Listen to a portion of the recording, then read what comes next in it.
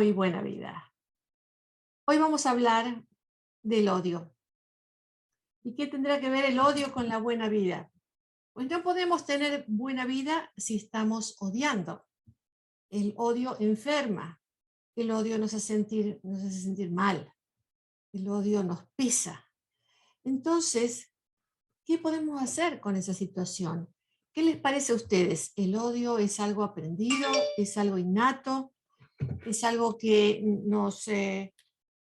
lo aprendimos quizás de nuestros padres, en nuestro hogar? ¿En dónde lo aprendimos? ¿Dónde aprendimos a odiar? Al igual que el amor, el odio es también un sentimiento, una emoción muy profunda, como también lo puede ser la ira, la envidia, esas emociones fuertes que todos en algún momento sentimos, ¿no? Ninguno está exento de sentir ese tipo de emociones. Sin embargo, a veces el odio también nos permite distinguir cuando tenemos que pelear por algo, cuando tenemos que luchar por algo. Pero cuidado, porque a veces esa lucha puede convertirse en agresiones y agresiones violentas y hasta en la guerra. ¿Cuántas personas han muerto a través de la existencia del ser humano simplemente por odio? Nada más que por odio, por esa emoción tan fuerte que es el odio. Y hay muchas razones entonces por las cuales podemos pensar en el odio como una razón natural, como algo que ocurre o que ha ocurrido siempre en la humanidad, ¿no? Porque si queremos en un mundo ideal, donde todos nos queremos, nos amamos, somos todos amigos, compartimos o sabemos escuchar las diferencias que tenemos de opiniones, nos respetamos, somos generosos, somos amables, pues qué bonito sería, ¿no? Pero la realidad no es esa, ese mundo ideal no existe. En la realidad estamos hoy en día viendo un aumento increíble en las proporciones de crímenes de odio que están ocurriendo acá en California como en otros estados de los Estados Unidos y quizás también en otras partes del mundo. Así que esta cuestión del odio es una realidad quizás. Sería bueno que pudiéramos elegir siempre con quién es nuestra familia. ¿Podemos elegir la familia? Pues no, la familia. Sería bueno que pudiéramos siempre elegir a los compañeros de trabajo. ¿Es eso posible? Tampoco. Es algo que se nos da. eh, con nuestros vecinos, con las personas que nos rodean, pues no podemos elegir, son parte del diario vivir, ¿no? Que tengamos que lidiar con gente que a lo mejor no nos es agradable, que quizá no nos guste, pero eso no significa que las tengamos que odiar, ¿no? Donde ya llegamos a una emoción mucho más profunda, mucho más intensa. No es necesario que sea así. Pero, como les digo, los crímenes de odio han aumentado muchísimo, principalmente odio contra otras razas, contra otras religiones, contra quizás el lugar de origen, que porque es mexicano o nicaragüense o salvadoreño, guatemalteco o colombiano o argentino o brasileño, donde sea, el lugar de origen también lleva un gran peso. El odio hacia los inmigrantes en este país es evidente. El odio a veces por otras personas que tienen un color diferente de piel, el odio por si es hombre o por si es mujer, o el odio por la identidad sexual, si es gay o trans o lo que sea, ¿no? Todo lo que sea diferente a uno. Hay un museo, el Museo de Tolerancia en Los Ángeles, que es muy interesante porque para entrar tiene dos puertas. Dos puertas. Una que es para aquellas personas que son prejuiciosas y la otra que es para aquellas personas que no son prejuiciosas. Entonces uno elige, yo elegí cuando fui hace muchos años y por supuesto elegí la puerta que es para los no prejuiciosos porque siempre me creí que era una persona sin prejuicios. Esa puerta para los no prejuiciosos está bloqueada, está cerrada. Y la única forma de entrar es por la puerta de los prejuiciosos. Eso significa que tenemos que tomar conciencia de que todos tenemos algún tipo de prejuicios en nuestras vidas. Todos lo tenemos. Y podemos pensar en cómo entonces surgen estos prejuicios. ¿Qué pasa?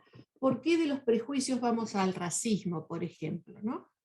Y si pensamos en términos evolutivos, un niño ya de 2 años empieza a distinguir, ¿no? Que él es niño, que ella es niña, cuáles son las diferencias, empiezan a hacer preguntas, por qué se viste de forma o por qué el cuerpo es distinto, más cuando hay hermanitos, se bañan juntos y hay diferencias anatómicas y se empiezan a preguntar. Ya a los 2 años empieza esa curiosidad por las diferencias.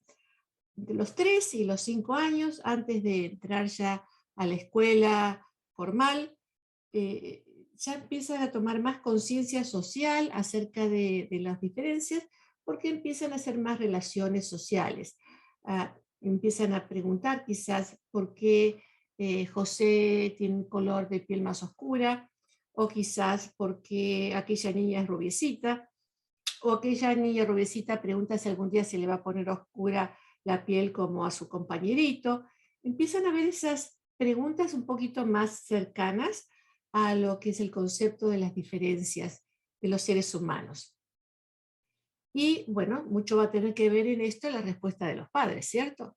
Mm, Más que la respuesta, la actitud que los niños perciben de los propios padres, la actitud que los padres tienen con respecto a los demás, a los otros, o la actitud que un padre tiene con su hijo varón, o una madre con su hija mujer, qué es lo que le dicen, cómo actúan.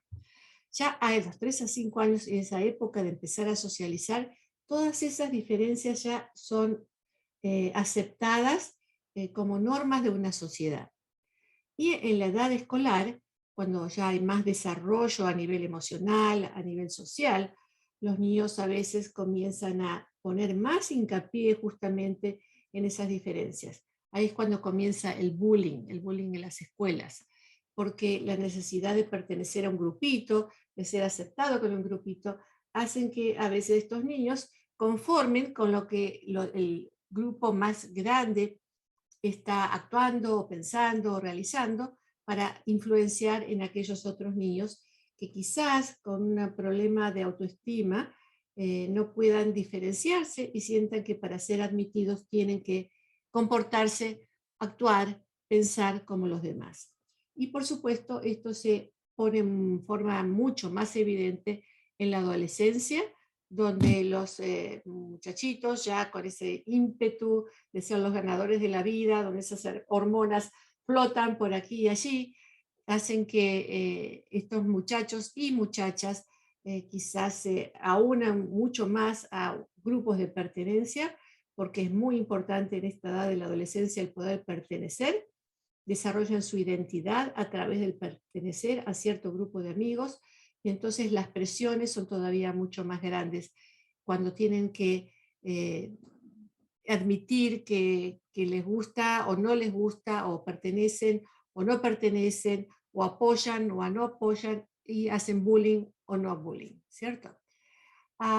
Esta necesidad de pertenecer de la adolescencia es sumamente importante porque los hace sentirse que tienen una identidad en esta edad donde es difícil encontrar la identidad, porque es un trabajo de maduración, ¿cierto? Un trabajo que el adolescente tiene que hacer a través de los años para encontrarse. Cuando decimos se está encontrando, se está buscando.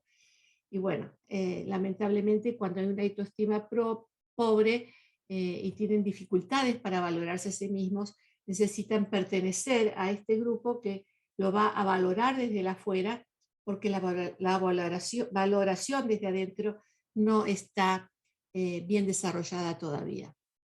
Entonces se culpan unos al otro por las diferentes fallas, no toman responsabilidad, no es tu culpa, yo hice esto por culpa tuya, o tú me incitaste, o tú me empujaste, o tú me hiciste. Y si no toman responsabilidad sobre su propio ser, es más difícil el poder tomar distancia de aquellas personas que lo oprimen, que lo retraen, que lo quieren recoger como parte de ese grupo. Y esto en la formación de las pandillas es sumamente evidente. Entonces, el miedo hace de que muchos adolescentes se involucren en grupos que no deberían hacerlo, porque saben que no están de acuerdo a su propia forma en que fueron criados por sus padres, a los valores de su familia, pero esa necesidad de estar, de ser parte, se hace muy evidente. Entonces, el odio es un sentimiento de una pero intensa hostilidad. Una intensa hostilidad que se deriva del miedo, de la sensación quizás de ser agredido y de tener que defenderse de esa posible agresión atacando, ¿no? Odiando, una ira eh, controlada. Y este odio entonces le sirve como expresión de unos sentimientos quizás de sentirse aislado, de sentirse no perteneciente, de sentirse solo o sola, y cubren ese miedo tácito, escondidito ahí, lo cubren con el odio, ¿no? Odian a alguien, pero por dentro sienten mucho miedo. Y este odio y el pertenecer a este grupo que odian les da un propósito de vida, porque entonces si todos odiamos a aquella persona o aquellas personas que son diferentes de uno, eso hace de que yo me sienta, entre comillas, bien, que yo me sienta protegido, que me sienta que no estoy solo, que soy parte de una situación mucho más grande. Bueno, todos tenemos la capacidad en realidad de sentir odio, unos más que otros, indudablemente que sí.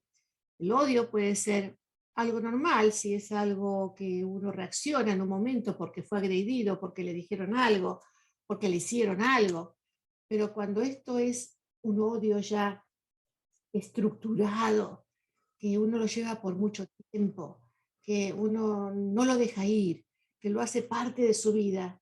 Entonces, ¿quién sufre? ¿Sufre la persona odiada? Puede ser que no, depende, a veces esa persona odiada ni se entera de que lo odian.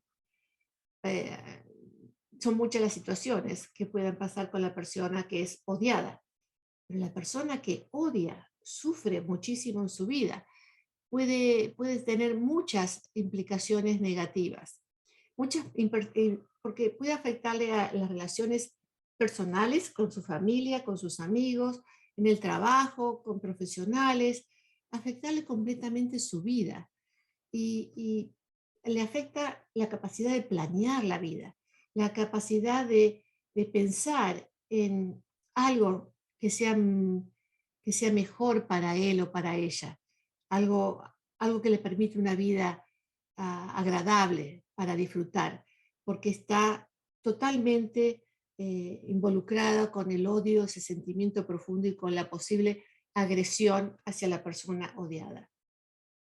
El odio afecta el sistema nervioso. Esto ya se ha comprobado en varios estudios de laboratorio, donde se ha comprobado que afecta el sistema inmunológico y el sistema endocrino.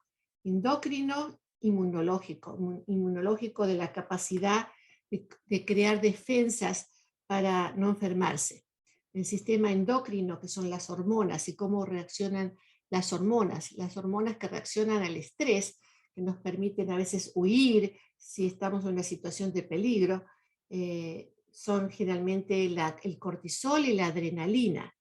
Entonces, cuando uno odia, esos niveles de cortisol y de adrenalina aumentan y hace que la persona esté en continuo estrés. Y eso hace que afecte el sueño, que no pueda dormir, que tenga pesadillas.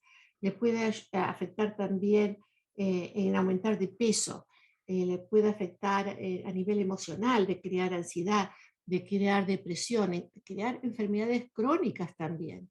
Todas esas emociones que tienen que ver con el estrés pueden enfermar y enfermar bastante, ¿no? Cuando estamos bajo estrés, a veces apretamos las mandíbulas, ¿no? Y afectamos también los dientes. Algunos dientes se aflojan. Algunas personas hasta han perdido los dientes. Algunas personas pierden el cabello por el nivel de estrés.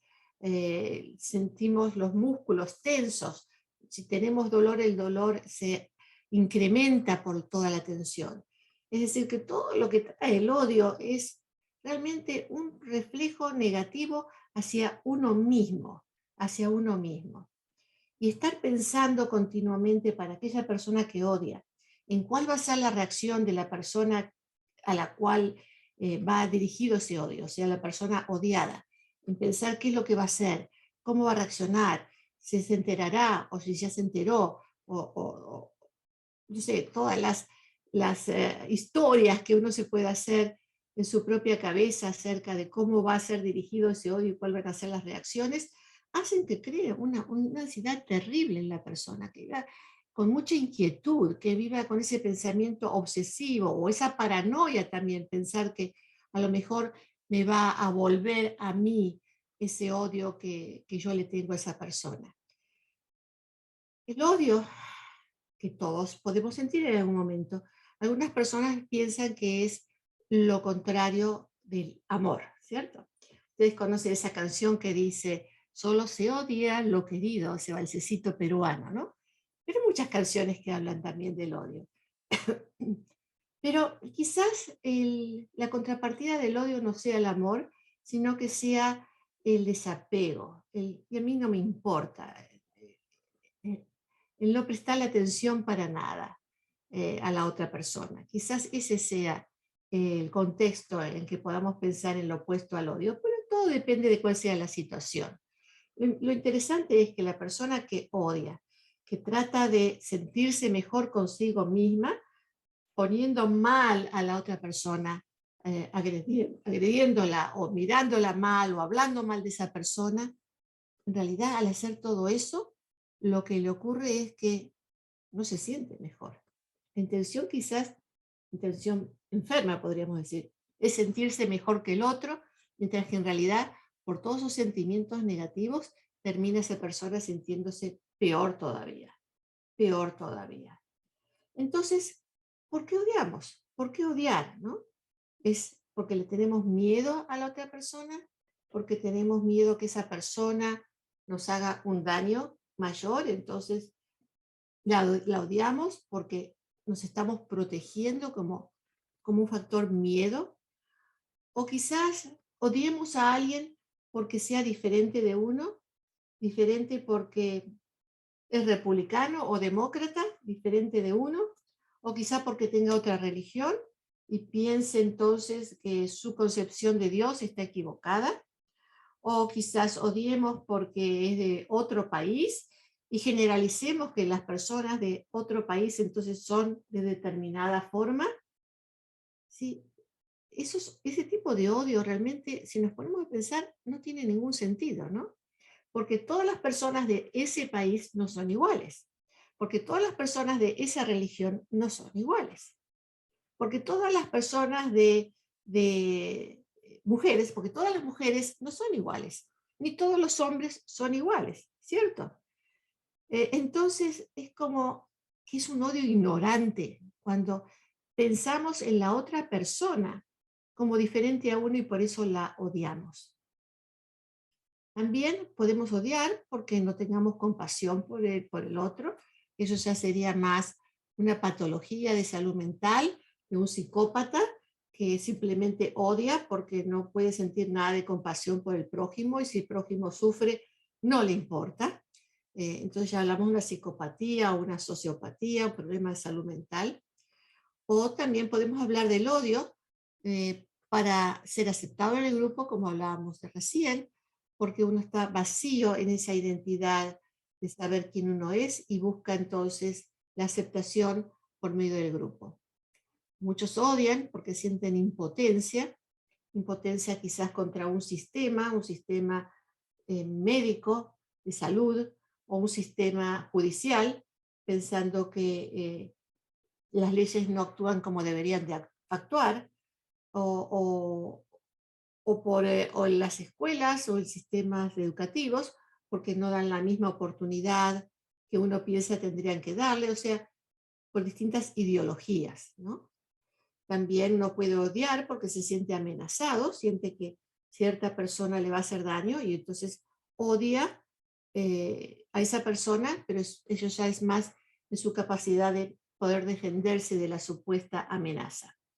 Indudablemente hay factores sociales, hay factores culturales que contribuyen al odio, que contribuyen al odio, porque hay una historia, por lo menos en este país, una historia cultural, una historia política, una historia que hace cultura, que es una cultura de guerra. Aquí tenemos una cultura de guerra, ¿no? Esta cultura de guerra promueve la violencia, ustedes saben, con los juguetes de video ya los niños, promueve la competencia entre los seres humanos, y esa forma ya se establece como una forma de vida, en ver quién es el más poderoso, quién es el que puede más. Y cuando hay en el gobierno o en ciertos líderes políticos o en donde sea alrededor nuestro, que hacen justamente ese tipo de identificación con el poder, sinónimo de violencia, sinónimo de yo soy más que los demás, o me siento mejor que los demás, o sé más que los demás, eso invita más que nada a los jóvenes a emular cierto tipo de conducta y a sentirse de la misma forma, a odiar al enemigo, a odiar a lo que no está con uno, a odiar a lo que es desconocido, a lo que uno no conoce, ¿no? El- lo más evidente es el increíble alto de crímenes de odio que ha existido en los últimos años. Fíjense que los crímenes de odio han subido en un 39% en el 2021 y un 54,5% en las grandes ciudades de los Estados Unidos. Terrible, en el último año, en el 2021. ¿Y saben quién ha sido esta vez el depositario de más odio por cuestiones raciales? Pues la comunidad asiático-americana. Pues sí, con la cuestión del COVID-19, eh, supuestamente originado en China, y todo lo que se ha hablado, todas esas teorías de conspiración surgidas, han hecho que hayan habido tanta cantidad de crímenes de odio contra esa comunidad específica. Pero los latinos no nos quedamos atrás, ni tampoco los afroamericanos ni los judíos. Eh, el odio sigue estando ahí, vigente, y lo vemos en los actos de tiroteos masivos contra comunidades o contra cierta gente que todavía siguen existiendo y lo vemos con un horror, ¿no es cierto? Es como un horror. Eh, Gente que trata de justificarse a sí misma, que dice esto era necesario, ¿no? Como uno de estas personas que fueron arrestadas que dijo, es que yo quise matar a estos afroamericanos porque si todos saliéramos a matarlos, entonces ya terminaríamos con este problema. Como si fuera que salió a hacer un gran acto en pro de la sociedad americana. No nos olvidemos que tienen todavía muchas personas en su mentalidad esta nueva teoría de conspiración que temen acerca de que personas de color, no importa cuál sea el color, personas extrañas vengan a apoderarse de los Estados Unidos y vayan a cambiar el modo de vida, la cultura de este país. Entonces, supuestamente en su mentalidad están tratando de proteger al país con crímenes de odio, ¿sí? Con crímenes de odio. Entonces, ¿qué podemos hacer? Esta es una tarea de educación muy grande, que comienza en el hogar y también debe continuar en las escuelas y en la comunidad. Todos tenemos que estar envueltos en esta situación. Lo primero que hacer es reconocer el odio, que existe odio, que sepamos que en realidad todos de una forma u otra tenemos prejuicios, porque existen los prejuicios, porque los prejuicios se van formando desde edad temprana en la vida, aquel niño que comienza a aprender de las diferencias de los demás, hacer sus diferencias para entender qué es un niño, qué es una niña, para entender que es una cultura, que es otra cultura, que es algo difícil de entender. Entonces se van haciendo como preconceptos de cómo es la vida. Y esos preconceptos luego se forman en prejuicios, pensando en que toda la gente asiático-americana es así, toda la gente morena es así, todos los latinos son así, o todos los salvadoreños son así, o todos los venezolanos son de esta otra forma, siendo esos prejuicios acerca de los demás, sin conocerlos totalmente, ¿sí? Se van formando los prejuicios y eso lleva al racismo o a todos los ismos, sexismos, todos los ismos que pueden haber en nuestra mentalidad. Entonces, reconocer que todos tenemos un poco de eso nos ayuda a entendernos a nosotros mismos, a comprender cuál es la raíz del odio que podemos sentir y qué es lo que está detrás de eso, si hay un miedo, si hay una falta de conocimiento, si necesitamos entender un poco más a los demás, si necesitamos ser un poquito más, necesitamos ser respetuosos, pero si necesitamos ser un poquito más condescendientes, simplemente por entender al prójimo. Y si no entendemos, si no sabemos, pues nos podemos acercar y aprender de los demás. Toda cultura, todos los otros que no son como uno, tienen algo que enseñarnos. Y va a estar en nuestro desarrollo personal el poder aprender de los demás en lugar de enjuiciar a los demás. Y si uno está sintiendo odio en un momento, si uno está enfurecido, lo mejor es hacer un pasito atrás, tomar unas respiraciones profundas, tranquilizarse, esperar a que esa ira pase y después analizar qué es lo que pasó. ¿Qué es lo que pasó? ¿Hay algo en esta persona que me molesta tanto porque quizás sea un reflejo mío? Algo que quizás yo luché tanto en mi vida para desterrarlo porque no me gustaba de mí misma y ahora lo veo en la otra persona y por eso me trae tanto fervor emocional que le hago así o que la odio. Pensemos, ¿no? ¿Cuál es la raíz, cuál es la causa de los sentimientos de lo que nos está pasando? Y tomémonos entonces el tiempo para reprogramar nuestra forma de pensar y ver si podemos hacer de nuestras reacciones algo más acertado, ¿no? Enfrentar el problema es una forma de solucionar el problema y de no permitir que continúe. En este país se ha hecho muchísimo trabajo, indudablemente muchísimo trabajo acerca del racismo y de todos los ismos. Se han creado leyes, pero indudablemente las leyes no pueden cambiar la psique humana. Tenemos ideas de milenios de años quizás ahí metidas en nuestra cabecita que a menos que las miremos no las vamos a poder cambiar. Sí las podemos cambiar si las miramos, las inspeccionamos y decimos, no me di cuenta que yo toda mi vida estaba respondiendo de esta forma. Y quizás podamos pedir perdón, ¿cierto? Nuevamente, mientras los crímenes de odio continúan, estamos todos expuestos, todos, latinos, no latinos, toda la comunidad está expuesta al odio. Cuando hay un tiroteo masivo, muchas personas caen, hasta niños han caído, fíjense en ustedes.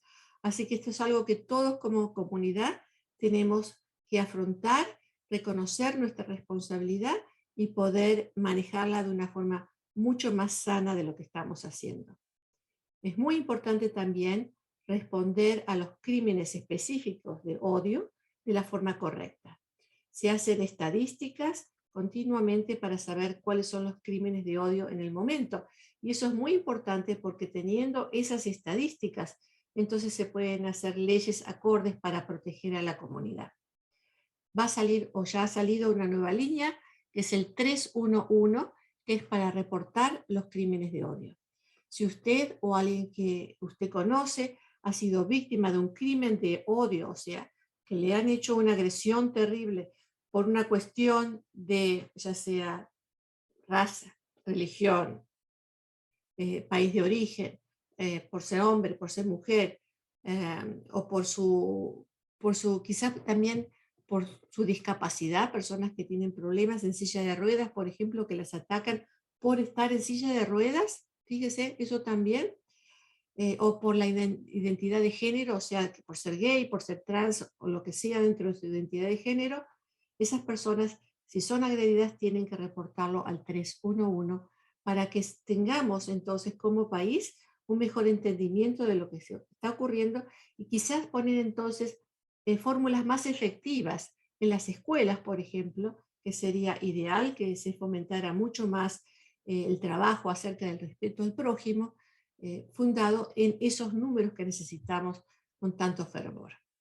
Nuevamente, todos podemos hacer de este mundo algo mucho mejor para tener una buena vida. Voy a mirar a ver qué mensajes tengo, a ver si tengo acceso a los mensajes. No, tampoco hoy tengo el acceso a los mensajes porque estoy en otro formato. Les doy las buenas noches y volvemos aquí en Buena Vida todos los jueves a las 6 de la tarde. Hasta entonces.